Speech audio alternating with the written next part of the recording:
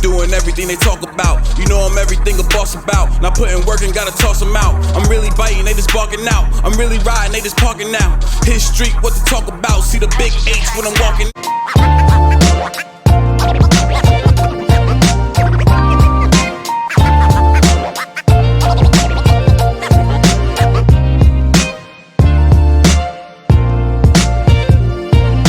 Here we go. Milan versus the Raiders. Milan coming off a nice win at home versus the Guards. Raiders coming off a tough loss versus the Stuttgart Surge in a heavy defensive battle. They also had some tough losses, losing offensive guard Basil Weber and running back Adrian Platzgummer. Excuse me, Sandro Platzgummer. Both guys are out for the season. We'll see. One thing that we learned about the Raiders is that if you could get them out of the rhythm and you could limit, their playmakers, then they really can't get things going offensively.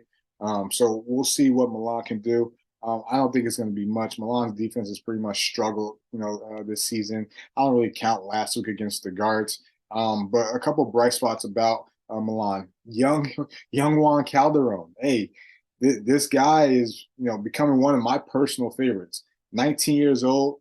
For me, front runner to win Rookie of the Year, similar to like a Lewis Geyer trajectory, who I would compare him to. We'll see what they can do against this Raiders defense, who, stats may not show it, but this Raider defense is one of the top defenses in the league, and their second half adjustments have been some of the best we've seen thus far. So we will see what happens. We'll see if this is a bounce back week for the Raiders or if Milan can pull off the upset.